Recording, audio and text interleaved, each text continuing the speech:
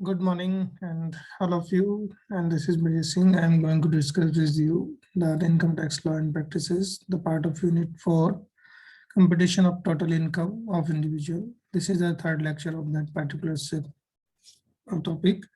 So I discussed with you the basics of the computation of total income of an individuals. So now I'm going to discuss with you another aspect of that. The first thing I discussed with you the pro forma of computation of income under the head of salary. Salary के head में हम लोग क्या क्या चीज़ें इसमें लेते हैं, तो वो चीज़ मैं आपको थोड़ा यहाँ डिस्कस करना रिवाइज कराना चाहते हैं आपको। तो यहाँ देखिए सबसे पहले क्या है पर्टिकुलर और इधर अमाउंट आपका लिखा हुआ है। तो this is a basic salary, what ever you get as a basic salary that is amount, then fee and commission if you has get and bonus is other point. तो ये तीनों चीज़ें आपकी आ जाती है यहाँ पर। फिर देन अलाउंसेज आपको मिलते हैं। अलाउंसेस में आपको कई चीजें मिलती है, जैसे डीए मिलते हैं, डियरेंस अलाउंसेस होता है, इसको डियरेंस अलाउंस कहते हैं, जिसको महंगाई भत्ता कहा जाता है। वो आपको हर महीने जो है गवर्नमेंट अगर चाहती है तो 3 महीने हर क्वार्टरली या हाफ ईयरली जो है इसको रिवाइज करते रहते हैं। उसके बाद हाउस रेंट अलाउंस मिलता है, जो भी आपको हाउस रेंट होता है। इसमें 3 चीजें आपको मिलती है, उसके बारे में हमने आपको बताया, जैसे कि less rent of the following is exempted. इन तीनों में से जो कंडीशन है वो एग्जेम्प्टेड होता है, जैसे कि आपको हमने पहले भी डिस्कस किया। तो HR actually received rent paid minus 10% of salary for the relevant period year, या 40 और 50% of salary in the relevant period year. ठीक है, तो यानी कि 40-50 यानी जो मेट्रो सिटीजन में 50% है, जो जनरल सिटीजन में 40% है। इन तीनों में से जो कम होता है उसको हम यहाँ पर हाउस रेंट माइनस लीस्ट जो भी आएगा वो आपका माइनस होकर यहाँ पर ये अमाउंट निकल जाता है। ठीक है, देन चिल्ड्रन एजुकेशन फी है, वो यहाँ पर आती है। एक बच्चे 2 बच्चों तक जो है लेस 100% पर मंथ पर चाइल्ड, अप टू 2 चिल्ड्रन जो है आपके एजुकेशन फी यहाँ पर आती है। अगर आप गवर्नमेंट नहीं है एम्प्लॉय, तो गवर्नमेंट एम्प्लॉय में जितनी भी फी आप स्कूल फी देते हैं, ट्यूशन फी वगैरह, वो आजकल सब जगह उसको डिडक्ट किया जाता है अंडर सेक्शन 80C में। लेकिन ये अलाउंसेज हैं जो आपके यहाँ पर आती है। फिर चिल्ड्रन हॉस्पिटल अलाउंसेज है, अगर ये आपको मिलता है तो आपका एग्जाम्पशन होगा। चिल्ड्रन हॉस्टल अलाउंसेज आपको मिलते हैं प्लस 300 रुपीज पर मंथ पर चाइल्ड, अप टू 2 चिल्ड्रन आपको मिलता है, ये यहाँ पर लेस हो जाता है। ट्रांसपोर्टेशन अलाउंसेज हैं less to 3200 in case of blind और डीफ ऑफ डम और ऑर्थोपेडिकली हैंडीकैप्ड एम्प्लॉई। ठीक है, तो कब होता है अलाउंस, ये पूरी तरह से लेस हो जाता है 3200 रुपये। अगर आप डीप डम्प या ब्लाइंड है या ऑर्थोपेडिकली हैंडीकैप्ड है तो वहाँ पर आपको ये लेस होकर आपको बेनिफिट मिल जाता है। एंटरटेनमेंट अलाउंसेज है वो लेस हो जाते हैं, अदर अलाउंसेज हैं वो भी लेस हो जाता है। इसके अलावा फिर हम जाते हैं इसमें टैक्सेबल परक्विजिट्स है आपके, ये भी अलाउंसेस होते हैं। टैक्सेबल परक्विजिट्स यानी कि जिन पर टैक्स लगता है, ठीक है, वो तो अलाउंसेस है जिनको हम डिडक्ट करते हैं। Valuation of the rent free accommodation आपको फाइंड आउट करना होता है। If accommodation owned by the employer and first thing is there, 3 condition इसमें भी आती हैं। पहला, city having population is up to 25 lakh, तो 15% of salary minus rent covered from the employee, ये यहाँ पर आप देख लेंगे। तो जो भी अमाउंट आएगा वो डिडक्ट हो है, टैक्सेबल होता है। सेकंड है city having population 10 lakh to 25 lakh, 10% of salary minus rent covered जो भी उसको रेंट मिल रहा है। इन अदर सिटीज में 7.5% of salary and rent recover from employ. तो तीनों कंडीशन में जो भी आता है, जहां पर भी जो नियम लागू होता है उसके हिसाब से आपको ये अलाउंसेस जो है रिक्विजिट टैक्सेबल हो जाते हैं। If accommodation taken on lease by the employer, अगर अकोमोडेशन लीज पे ली गई है, lower of the following, rent paid by the employee, employer के द्वारा जो भी रेंट पेड किया गया है 15% ऑफ सैलरी है, less rent recovered from the employee. अगर एम्प्लॉयर ने ही जो अकोमोडेशन जिसमें आपको रखा हुआ है, आपको रेंट आपको रहने के लिए दी है, वो अगर रेंट पर है तो यहाँ पर ये नियम आपका लागू होता है। Then valuation of use of motor car अगर है तो वो उसका कैलकुलेशन आप यहाँ करेंगे। एनी अदर परक्विजिट है तो वो आपका इसका कैलकुलेशन हो जाएगा। तो ये सब कैलकुलेशन जो है हमने आपको करा रखी है। जहाँ पर भी जो भी सेक्शन आए हैं उन सेक्शंस में परक्विजिट जहाँ पढ़ाया हुआ तो वहाँ पर ये सारी चीज़ें आई है, तो इनको ध्यान से आप रिवाइज कर लीजिए। टैक्सेबल एन्युटी ऑफ और अनकमिटेड पेंशन आपकी फिर आ जाती है। टैक्सेबल एन्युटी या अनकमिटेड पेंशन जो भी आपकी निकलेगी वो यहाँ आएगी, टैक्सेबल होगी। तो कितनी टैक्सेबल होगी, कितनी टैक्सेबल अनकम्यूटेड के बाद कम्यूटेड पेंशन आपकी आ जाती है। फिर टैक्सेबल ग्रेजुटी आ जाती है, जो ग्रेजुटी के रूल्स आपको बताए हैं। लीव एनकेसमेंट आ जाता है, उसके बाद लीव ट्रेवल कंसेशन आपको मिलते हैं। ठीक है। Then retirement compensation, retirement compensation मिलते हैं। Professional tax a paid by the employer, अगर कोई टैक्स पेड किया जाता है तो वो सब यहाँ पर जुड़ जाते हैं। तो इतनी सारी चीजें आती हैं जिनको हम यहाँ पर माइनस और प्लस करते रहते हैं। ठीक है, तो ये कुछ चीजें हैं जो ये प्लस होती हैं, फिर जो अमाउंट यहाँ आएगा ये सब प्लस होता चला जाएगा। इस टाइप से यहाँ पर ये भी आपका प्लस हो जाएगा। देन हमने क्या करा, फिर then we get the growth salary. हमें ग्रोथ सैलरी इन सबको ऐड करने के बाद ऑफ एन एम्प्लॉय, जो सैलरी अगर पर्सन है तो उसको यहाँ पर इस टाइप की कैलकुलेशन की जाती है। तो than less the standard deduction rupees 50,000 और salary which ever is less, जो भी आपका कम है वो यहाँ पर लेस हो जाएगा, चाहे वो सैलरी हो या आपका जो डिडक्शन है। एंटरटेनमेंट अलाउंसेस है वो लेस हो जाता है। प्रोफेशनल टैक्स है वो आपका लेस हो जाता है, जो भी आपको दिया गया है। Then we get the income under the head of salary, it is known as the total income, net income of the employee. ठीक है, तो यहाँ पर हम इस टाइप की जो कैलकुलेशन है वो कर सकते हैं। इसके अलावा जो टोटल इनकम का कंपटीशन का जो चार्ट है वो इस टाइप से है। ये परफॉर्मेंस, सबसे पहले हमने इनकम फ्रॉम सैलरी जो अभी हमने परफॉर्मेंस बताया उसके अकॉर्डिंगली निकाल लेंगे, फाइंड आउट करेंगे। दूसरा हेड आएगा, फिर इनकम फ्रॉम हाउस प्रॉपर्टी को फाइंड आउट करेंगे। फिर तीसरे हेड में income from business and profession को, जो भी प्रॉफिट एंड गेन्स होता है आपका वो यहाँ फाइंड आउट करेंगे। Then income from capital gains आपका आएगा, और देन अदर सोर्सेज से जो इनकम है वो यहाँ। तो पांचों हेड की जो इनकम्स है तो यहाँ पर हम कैलकुलेट कर लेते हैं और इनको फिर ग्रॉस टोटल इनकम के रूप में दिखाते हैं। ठीक है, इसके अलावा डिडक्शन यहाँ पर शुरू हो जाती है। फिर less deduction chapter 6A, deduction under section 80C से 80U तक की जितनी भी डिडक्शन है वो आपको यहाँ पर देनी होती है। और उसके बाद then we get the total income of an employee. ठीक है, किसी भी एम्प्लॉय की जो इनकम है, टोटल इनकम, वो यहाँ पर आपको मिल जाती है। तो ये परफॉर्मा आपको ध्यान रखना है, इस परफॉर्मा के हिसाब से आपको फिर कैलकुलेशन स्टार्ट होती है। Then steps to compute the total income, ये कुछ स्टेप्स हैं जिनको आपको हमेशा दिमाग में रखना, तभी आपकी टोटल इनकम फाइंड आउट की जा सकती है। First step is compute the income of an individual under the 5 heads of income on the basis of his residential status. सबसे पहले आपने क्या करना है कि उस व्यक्ति का रेजिडेंशियल स्टेटस देखना है, और फिर अंडर 5 हेड जो भी इंडिविजुअल इनकम के हैं उनको अलग अलग हेड में उनकी इनकम को फाइंड आउट करना है। सेकेंड स्टेप में income of any other person if includable, अगर कोई इंक्लूडेबल है अंडर सेक्शन 60 से 64, जिसको क्लबिंग ऑफ इनकम्स में हमने पढ़ा था, तो will be deduct included under the respective heads. तो जिस हेड में जाएगी वो उसमें उसको जोड़ते चले जाएंगे, अगर कोई भी इनकम अदर पर्संस की इनकम उसमें ऐड होनी है तो। Then third one is set off losses if permissible. Set off losses को देखना है, अगर जो भी सेट ऑफ लॉसेज है परमिसेबल है तो वो यहाँ आ जाएंगे। while aggregating the income under the 5 heads of income.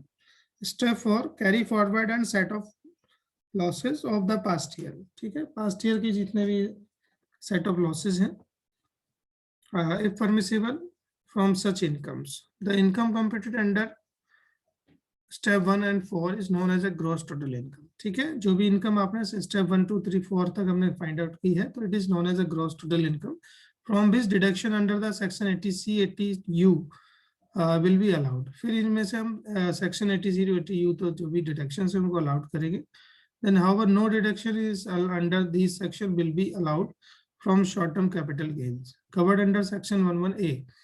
जो भी हमारी कवर्ड हो चुकी है उनको यहाँ नहीं लेंगे। Long term capital gains and winning of lotteries etcetera, दो these incomes are part of gross total income. ठीक है, तो ये सब ग्रॉस टोटल इनकम के पार्ट है।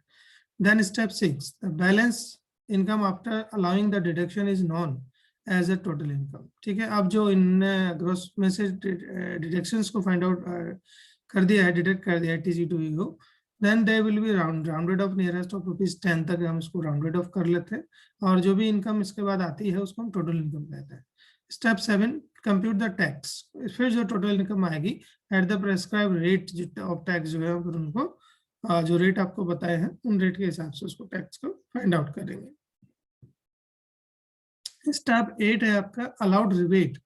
रिबेट मैक्सिमम ऑफ ₹12,500 हो गई है अभी, ये बाई मिस्टेक है, 12,500 अंडर सेक्शन 87A में आता है। इन case of residential individual having the income of ₹5 lakh, for detail like जो है जा सकते हैं। इसके बाद स्टेप 9 आती है एड सरचार्जेस। अगर इनकम आपकी ज्यादा है तो हम क्या करेंगे, सरचार्जेस में जाएंगे at the rate of 10% of total income if exceeding of ₹50 lakh up to 1 crore. ठीक है, then 1 crore and 15% of such income in case of the individual having total income of exceeding 1 crore। अगर किसी व्यक्ति की 1 करोड़ से ऊपर इनकम है तो 15% सरचार्ज होगा, और 50 लाख तक है तो वो 10% सरचार्ज उसमें लग जाएगा। तो इस तरह की जो इनकम है, जो कैलकुलेशन है यहाँ पर आ जाएगी। Then add education cess. ठीक है, now it is 4%, 2% is this and 1% is HEI और 1% इज हेल्थ सेल्स। तो इसको एजुकेशन एंड हेल्थ सेल्स के नाम से अब जाना जाता है। And step 11 is allowed relief under section 89 में जो भी अंडर रिलीफ है वो आपको यहाँ पर मिल सकते हैं। ये एडवांस और एरियर सैलरी में आपको जो रिलीफ है वो यहाँ पर मिलता है। Then step 12 is deduct the TDS। फिर आपका जो TDS है, टैक्स डिडक्टेड रिसोर्सेज जो है उनको हम यहाँ पर, या advance tax paid for the relevant assessment year and double taxation relief under section 90, 98, 91, and the balance is net tax payable, and which will be rounded off nearest to the ₹10, so that will be also deducted. So all these 12 steps keep in mind to compute the total income. If you compute the total income of an individual, then moves to the numerical problems. I have taken one examples. Mr. A had the income against the following heads. Compute the Mr. A's taxable income for the assessment year 2021. So net income from salary is 40,000. Income from house property 75,000. Income from other sources 20,000. Interest on security DCMI limited gross income 8,000. Gross total income is 1,43,000 आपको यहाँ पर है। Deduct under section 80C, sorry, ये आपका question है यहाँ पर, ये है। फिर he made following payments also. Contribution to PF recognise fund में उसने जो PF फंड होता है गवर्नमेंट का, उसमें इन्वेस्टमेंट है 2,000 रुपये। डोनेशन दिया है उसने to prime minister national relief fund 2,500 रुपये, 2,500। Donation to Indira Gandhi memorial trust 4,000 rupees. Donation to an approval approved association of promoting family planning 4,000 and donation to approved charitable trust is ₹10,000। तो ये एक पर्टिकुलर चार्ट है, detail है जो mister A के बारे में दी गई है कि उनसे कहा गया कि इनकी जो इनकम है टैक्सेबल को फाइंड आउट करनी है। तो आपको दी है, क्लियर दिया है। इनकम फ्रॉम सैलरी क्या है, प्रॉपर्टी क्या है, इनकम फ्रॉम अदर सोर्सेज क्या है, इंटरेस्ट उनका क्या है। तो ये सारी इनकम्स उनकी आपकी है। तो टोटल इनकम ये है इनकी ग्रॉस इनकम, लेकिन उनमें से डिडक्शन भी करनी है। 80C की डिडक्शन देखनी है आपको। ठीक है, तो ये सॉल्यूशन आप देखेंगे यहाँ पर। ये है net income 40,000, income from house property है 75,000, इनकम फ्रॉम अदर सोर्सेज है 20,000, इंटरेस्ट ऑन सिक्योरिटीज 8,000 है। ग्रॉस टोटल आपकी वही 1,43,000 दिखाई थी। डिडक्शन अंडर सेक्शन 80C ये आपको 2,000 रुपये मिलेगा, जो आपने PF में कंट्रीब्यूशन दे रखा है वो यहाँ पर आएगा। इसके अलावा उनका कोई ऐसा डिडक्शन नहीं है। Then reduction permissible donation under section 80G जाएगा, ये आपका 13,500 निकल कर आएगा। इसको हमने कंप्यूट किया है, ये वर्क नोट में अगर आप देखेंगे तो यहाँ पर आप देखेंगे, ये नोट आपको ध्यान रखना है। Under section 80C the various items of donation will be dealt with as prime minister national relief fund deductible is full without any restriction. ठीक है, जो PM रिलीफ फंड या CM रिलीफ फंड होता है वो पूरा का पूरा आपका डिडक्टेबल होता है। Donation to Indira Gandhi memorial trust is 50%। ठीक है, 50% होता है आपका यहाँ पर। Donation to approved family planning schedule in full so long as with in 100% limit 80G4 में ये जाता है, ये 100% होता है। और इसके अलावा जो डोनेशन है अप्रूव्ड चैरिटेबल ट्रस्ट को दिया गया है वो 50% होता है। तो it is also with in the limit of impose by the section 80G subsection 4 में ये लिमिटेड है। तो इनको क्लियर किया गया है, जैसे कि आप यहाँ देख रहे हैं। Calculation of deduction under section 80G 1,43,000 आपका है। 80C में आपको 2,000 मिले, तो रजिस्टर्ड ग्रॉस इनकम जो है 1,41,000 आई। Then allowed deduction donation on which qualifying limit is not applicable. Allowed 100%, आपको प्राइम मिनिस्टर रिलीफ फंड में पूरा का पूरा 2,500 रुपये मिला रिलीफ। अलाउड 50%, जो इंदिरा गांधी ट्रस्ट है उसमें 50% है, 4,000 था उसमें से 2,000 आपको यहाँ मिल गया। Donation for qualified limit is applicable for promoting family planning 4,000 and charitable trust को जो 10,000 है, ठीक है। तो ऐसे ये मिल जाएगा आपको। तो यहाँ पर हम देखेंगे कि जो total maximum 10% of adjusted GTS है, तो ये आपका 50,000 10,000 का जो है कितना लिया हमने 5,000, तो इतना को मिला के हो गया 9,000, ठीक है। तो यहाँ पर ये दोनों मिला के 14,000 होता है, इसको मिलाया तो फिर इन सबको हम जोड़ देंगे। तो 80G में 2,000 एक आएगा, 2,500, फिर 2,000 आएगा, फिर ये 9,000 आएगा आपका। इन दोनों में से जो कम होकर आएगा, क्योंकि दोनों मिला के 4 ये हो रहा है, लेकिन हमने इनको देना है 50%, ठीक है। तो जो डोनेशन फैमिली में है वो 100% है, और जो डोनेशन चैरिटेबल ट्रस्ट में वो 50% है। 50% 10,000 का जो है 5,000, तो दोनों को 4 + 10 5 जो है 9,000 आएगा। तो कुल मिलाकर 13,500 रुपीज आपका डोनेशन बनेगा, ठीक है। तो यहाँ पर हम देख रहे हैं कि deducted permissible donation under section 80G is 13,500, then taxable income is to 1,27,500। तो 1,27,500 पे देर इज नो टैक्स, ठीक है। अगर हम टैक्स कैलकुलेट करेंगे एट द रेट ऑफ 5%, तो below 2,50,000 there is no tax. तो अप टू 2,50,000 कोई टैक्स नहीं है, net taxable income is nil. तो इस तरह से हम इसको कैलकुलेट कर सकते हैं। चलिए सेकंड प्रॉब्लम लेते हैं। ये आपकी सेकंड प्रॉब्लम है। Mister A had the income against the following heads. Professional income is 6,40,000। Income from STCG यानी कि शॉर्ट टर्म कैपिटल गेन से जो है उसको 5,000 की इनकम है। इनकम फ्रॉम LTCG यानी लॉन्ग टर्म कैपिटल गेन से 12,000 की इनकम है। इनकम फ्रॉम अदर सोर्सेज 10,000 है। कंट्रीब्यूशन टू PPF है। PPF में उनका जो 70,000 रुपये उन्होंने इन्वेस्ट किया है। पेमेंट टू रेंट है, 84,000 रुपये का उनका रेंट को पेमेंट किया है। तो मिस्टर ए जो है उनकी कंप्यूट करनी है आपके income, taxable income from the assessment year 2021। तो his taxable income from assessment year will be as. तो first thing is professional income कितनी है उनकी, ये कोई भी व्यक्ति हो सकता है। तो 6,40,000, कैपिटल गेन से 17,000 है, क्योंकि 5,000 एक जगह है और 12,000 एक जगह, तो उनका जो 17,000 वो कैपिटल गेन हो रहा है। इनकम फ्रॉम अदर सोर्सेज जो है, इनकम फ्रॉम अदर सोर्सेज 10,000 है, तो कुल मिलाकर 6,67,000 जो है आपकी इनकम बन जाती है। Than less deduction under section 80C। 80C में जो है उन्होंने PPF में 70,000 रुपये जमा किया है, तो वो आपको यहाँ बेनिफिट मिल जाएगा। Deduction under section 80GG। 80GG में क्या होता है, जो आपका HRA है उसको हम यहाँ देखेंगे। 26,000 आपको ये दिख रहा है। तो जो भी HRA का एक्चुअली पेमेंट टू रेंट की बात हो रही है, 84,000 उन्होंने पेमेंट किया है, लेकिन 84,000 जो ग्रोस सैलरी का 10% या 40% of this and minus 10% of actual rent payment, तीनों में से जो मिनिमम है वो 26,000 आएगा, उसको हमने यहाँ पे दिखा रखा है। Then total taxable income is 5,71,000 आपकी फाइंड आउट हो जाती है, ठीक है। तो ये इस टाइप से क्वेश्चन कर सकते हैं। सेकंड प्रॉब्लम के बाद थर्ड प्रॉब्लम देख लीजिए, छोटी सी प्रॉब्लम है। Following are the particulars of Mr. Ram, who is 70 years old. ये सीनियर सिटीजन होते हैं, जो भी 70 प्लस 60 प्लस होंगे वो सीनियर सिटीजन में जाते हैं, और उनका जो इनकम है वो 3 लाख तक जो है उसका टैक्सेबल नहीं होता है। तो 70 ईयर ओल्ड इंडियन रेजिडेंट है। For the assessment year 2021 gross total income is 8,12,000 and which include the long term capital gains of rupees 2,55,000, short term capital gains is 88,000, interest incomes is 12,000 from saving account and with the bank of rupees, and 30,000 from bank FD, and Ram invested PPF and 1,40,000, also incurred medical expenditure 61,000 compare the total income, ठीक है। ये सारी चीजें इनकी आ जाती है। तो gross total income जो है 8,12,000 इनकी बनेगी।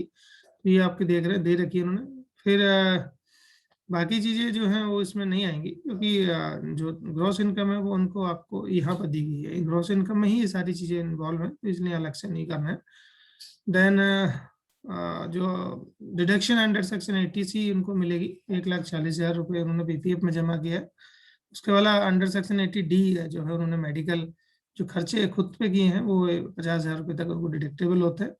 और अंडर सेक्शन 80TTB में जो है 42,000 उनको डिडक्शन मिल जाएगा। तो ये सारी डिडक्शंस उनको मिल सकती हैं। तो अगर आप जो डिपॉजिट्स वगैरह करते हैं तो इन इनकम्स को, डिडक्शंस को आप समझेंगे। तो when we discuss about the different deduction under section 80 to 80C, then it may be clear what section what recover the what kind of deductions.